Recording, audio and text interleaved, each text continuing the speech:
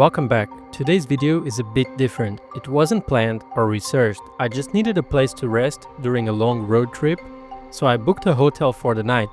And as I usually do, I opened Google Maps and started scanning for rivers in that area. One really caught my eye. From Google Maps I could see people swimming in there, which usually means clean, clear water. The next morning I headed out to check it out, not expecting much. But when I arrived and looked down from the bridge, I was blown away. The river was clear enough to see a diverse array of plant life waving with the current. That moment alone was worth the detour. And spoiler alert, it was so good that I came back in the dry season, and it was even better. More on that later in this video. Today I'm going to show you what a river habitat in Western Thailand looks like. So let's get in the water and see what kind of species of plants and freshwater fish we can find. Just about to go in the water and I've realized I forgot to bring my swimwear, so I just have to go like this. And I mean, it's looking absolutely fantastic. Loads of plants covering all of the substrate, and I can already see some fish, so some Rasboras, some Barbs. So let's get into it. I geared up and jumped into the water. Immediately I felt a strong pull from the fast current. Along the margins I found Hydrocotyle verticillata,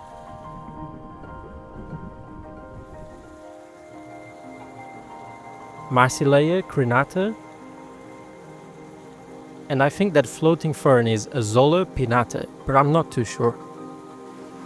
There was also plenty of common water hyacinth, an invasive plant and a huge problem in Thailand. Once I ducked my face under the surface, an underwater jungle unveiled itself. The river was absolutely teeming with aquatic plants, reminding me of a well-planted aquarium, just on a much larger scale. It was August, the peak of the rainy season in Thailand, and the water wasn't as clear as it could have been, and the lack of sunshine didn't really bring out the colors of the fish, but still I'm really pleased with these images, and it's such a cool experience to see all these fish and plants in the wild. I'm amazed by how many different plant species I can see in one spot. I started recognizing some familiar ones. Years of aquascaping have trained my eyes. The most obvious, Hornwort, a common aquatic plant that can be found on every continent except Antarctica. Some Hornwort was turning a stunning rusty orange color, which I had never seen before.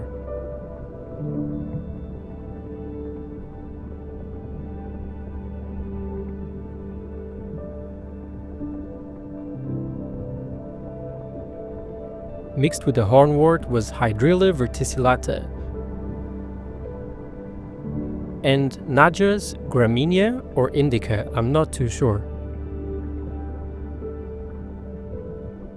Swimming among the swaying plants, I saw schools of Rasbora borapetensis, or red-tailed Rasbora.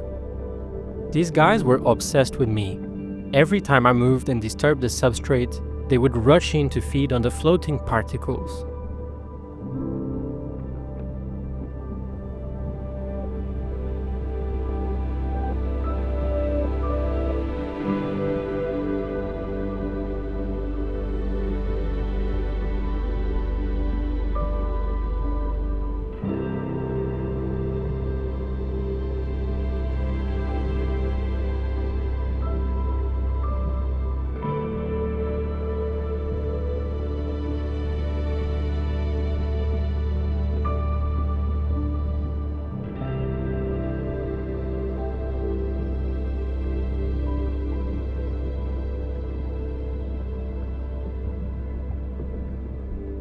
There were plenty more plants and fish. One dominant species might have been Potamogetum crispus or something similar.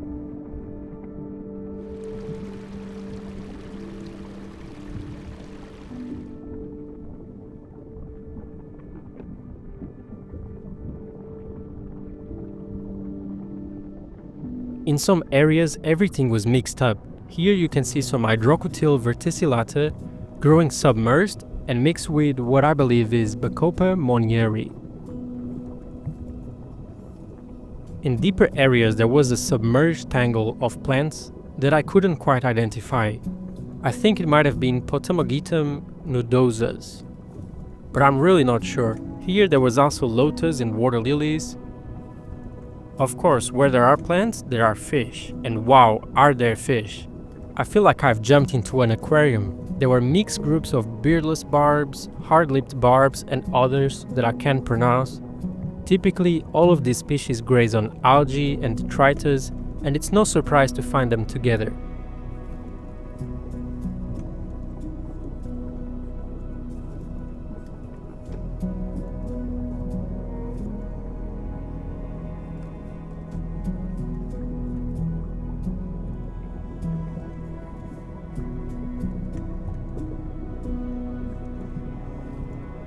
More out in the open, probably hunting for the hundreds of Rasboras, were Hampala barbs.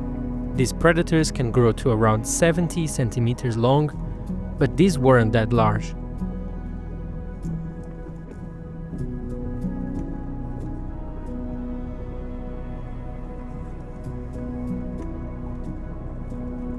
Also comfortable out in the open waters were the Malayan Leaffish.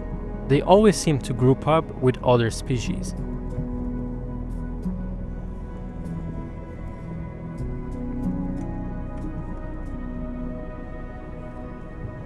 There are likely even more species that I couldn't find on my first visit. The sheer diversity is mind-boggling. It's interesting to see how each species has its preferred microhabitat. The Rasboras play in the open current near the top, the barbs hold mid-water, and so on. As I popped my head up for a quick breath, I noticed a couple of local kids, armed with fishing rods. They had been watching this strange snorkeler. I do feel a bit bad that my presence might have ruined their fishing spot. Still, the situation was wholesome. Me living out my nature documentary dreams, and them trying to catch some dinner, all in the same river. This place exceeded all my expectations. I wonder what this river would look like in the dry season and when the water is lower and more clear. There's only one way to find out.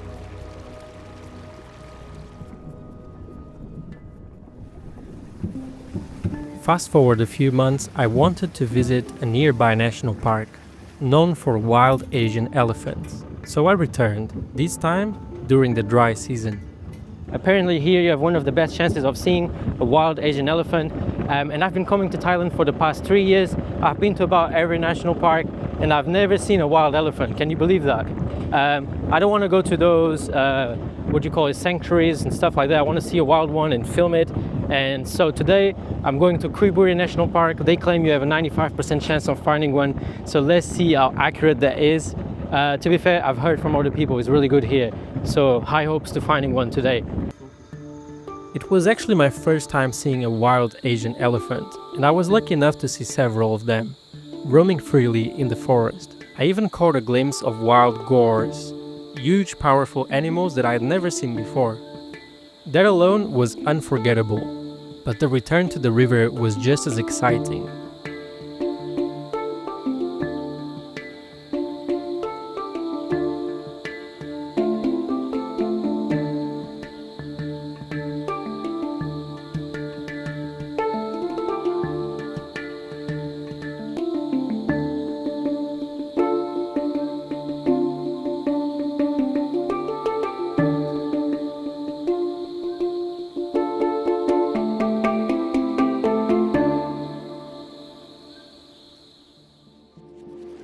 Stepping onto the familiar banks, I can see things have changed right away. The dry season had already settled in, the water level is lower and the water is crystal clear. The current is much more gentle. While I was flying my drone, I noticed this makeshift bamboo barrier stretching across the river. It looks like the locals might have put it there to trap the floating vegetation like the water hyacinth, possibly to make a clear swimming area. In fact, in the dry season, this river doubles as a natural swimming pool. The aquatic plants that were so abundant last time are far fewer now, possibly cleared out near the swimming area. I can still see some lotus and lilies above the barrier, but a lot of the submerged plants are gone. Whether due to the season or manual removal, I'm not sure. The scenery is different but still beautiful in a new way, and the visibility this time is fantastic. I can see tens of meters ahead in the sunlit water. It's a completely different experience from the rainy season. The river has transformed from an underwater jungle to a wide open pool. Right away, I spot one of my favorites, the Indo-Chinese needlefish. A couple of them actually.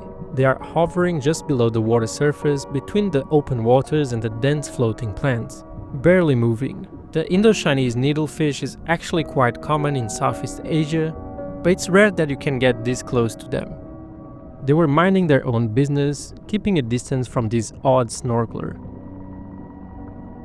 In the shallower areas I see schools of Rasboras shimmering with the sunlight. The red-tailed Rasboras look even more stunning now that the sun is shining.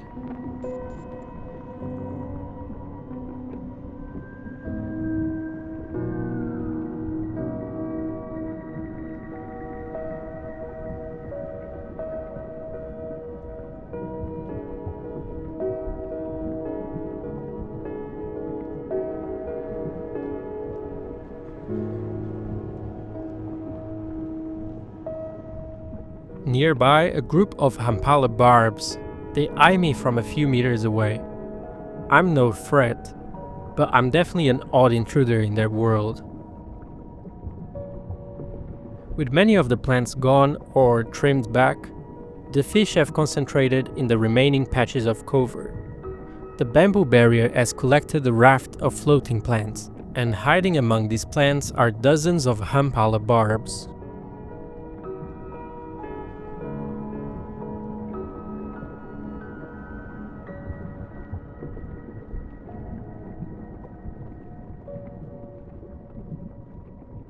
Then, suddenly, a shadow moves at the corner of my eye. I turn slowly and my heart skips a bit. It's the unmistakable shape of a giant snakehead, the apex predator of Southeast Asian rivers. These species can grow over 1 meter long and weigh upwards of 20 kilograms. The one in front of me was definitely over 1 meter long. Just as I'm processing the sight, the giant snakehead flicks its tail and, in an instant, it vanishes into the deeper vegetation. The encounter was only a second or two long, but I'm left absolutely stunned. It's like spotting a tiger in the jungle. You don't expect it, but you know it's there. What a moment.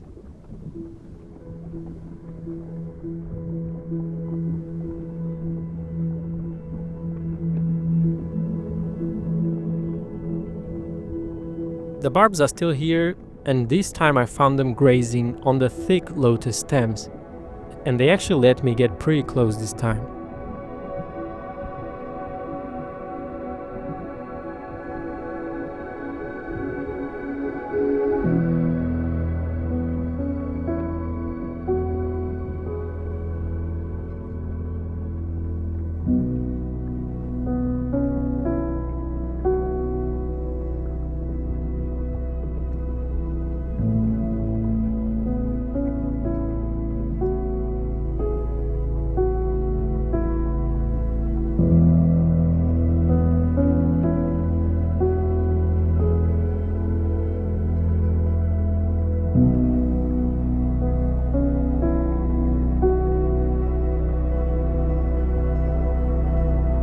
Reviewing some of my drone footage, it's incredible to see how much this little river changes between seasons, and how those changes affect everything: the plants, the fish, and even the people using it.